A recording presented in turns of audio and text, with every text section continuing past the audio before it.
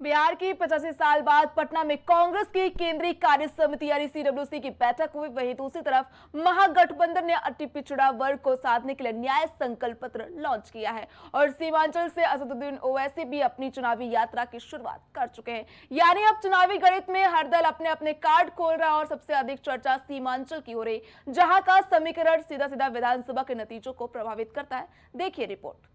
Congress working committee की बैठक, महागठबंधन का न्याय संकल्प पत्र, सीट बंटवारे का ऐलान, सीमांचल में असदुद्दीन ओवैसी। बिहार विधानसभा चुनाव से पहले सीमांचल का इलाका हर पार्टी के लिए सबसे बड़ा सरदर्द बन चुका है। किशनगंज, कटिहार, पूर्णिया और अररिया जैसे जिले मुस्लिम बहुल है और यही वजह है कि सीमांचल का हर चुनावी समीकरण बाकी बिहार से अलग नजर आता है। यहाँ लगभग 45 से 50% वोट मुस्लिम समाज का है। यादव और अन्य पिछड़े वर्ग की भी यहाँ मजबूत हिस्सेदारी है। कांग्रेस और राजद इस वोट बैंक को पारंपरिक तौर पर साधते आए हैं, लेकिन पिछले कुछ चुनावों से ओवैसी की पार्टी AIMIM ने यहाँ गहरी पैठ बना ली है। प्रदेश में मुस्लिम समुदाय की भागीदारी। बिहार में मुस्लिम आबादी 17.70%। जाति आधारित सर्वेक्षण में आंकड़े आए सामने। बिहार में मुस्लिमों की संख्या 2,31,49,925 है। राज्य में हिंदुओं की संख्या 81.99% है।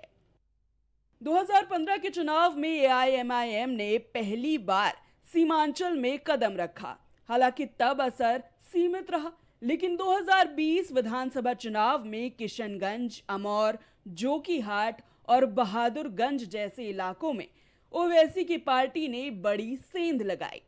अमौर और जोकीहाट जैसी सीटें AIMIM के खाते में आई। ओवैसी की पार्टी ने 5 सीटें जीती, हालांकि बाद में टूट फूट के चलते ये ताकत कम हो गई, लेकिन संदेश साफ था, मुस्लिम वोट अब पूरी तरह से महागठबंधन के साथ नहीं है।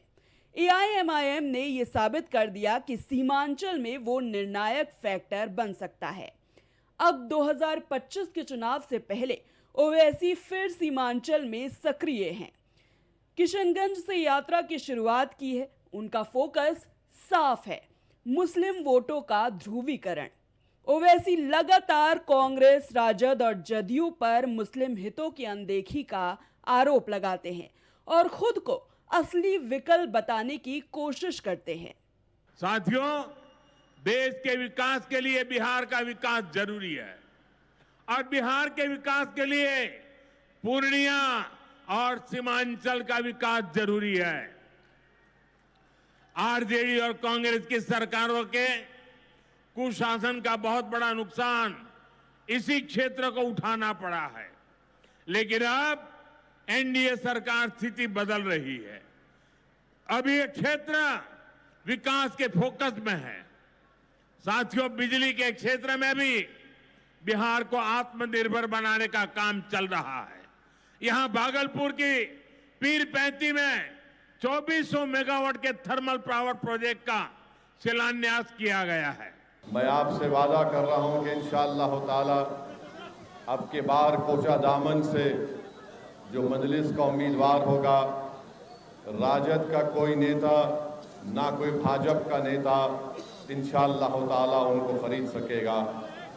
आप ही के दरमियान से मजलिस अपना उम्मीदवार को खड़ा करेगी और यहाँ पर जो आपके मसले मसाइल हैं इंशाअल्लाह ताला उसको हल करेगी।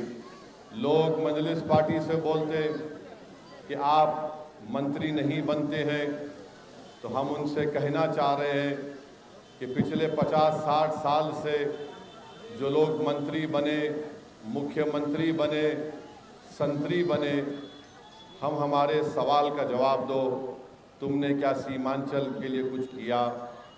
यही कारण है कि इस बार सीमांचल के हर उम्मीदवार को हर सीट का गणित AIMIM के फैसले पर टिका है। अगर ओवैसी के पक्ष में वोट कटते हैं तो सीधा फायदा एनडीए को हो सकता है, और अगर ओवैसी फिर मजबूत होते हैं तो महागठबंधन की मुश्किलें बढ़ेंगी। इसी बीच महागठबंधन ने भी अपना कार्ड खेला है। पटना में 2 दिवसीय बैठक के पहले ही दिन राहुल गांधी और तेजस्वी यादव ने अति पिछड़ा समाज के लिए न्याय संकल्प पत्र लॉन्च कर दिया। बिहार की 36% आबादी इसी वर्ग से आती है और अब तक इसे नीतीश कुमार का परंपरागत वोटर माना जाता था। महागठबंधन की कोशिश साफ है, नीतीश के अति पिछड़ा समीकरण में सेंध लगाई जाए और मुस्लिम यादव के साथ ईबीसी वोटों को जोड़ा जाए।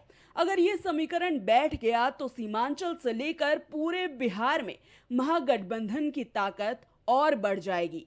लेकिन बीजेपी और एनडीए भी चुप नहीं बैठे हैं। एनडीए के अंदर सीट बंटवारे की चर्चा तेज है। माना जा रहा है कि सीमांचल की कई सीटों पर बीजेपी और जदयू के बीच खींचतान होगी।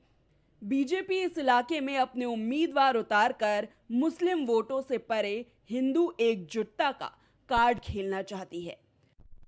4 जिलों में मुस्लिम बहुत आया। कटिहार 67.98%, अररिया 33%, पूर्णिया 23.3%, किशनगंज 22.21%।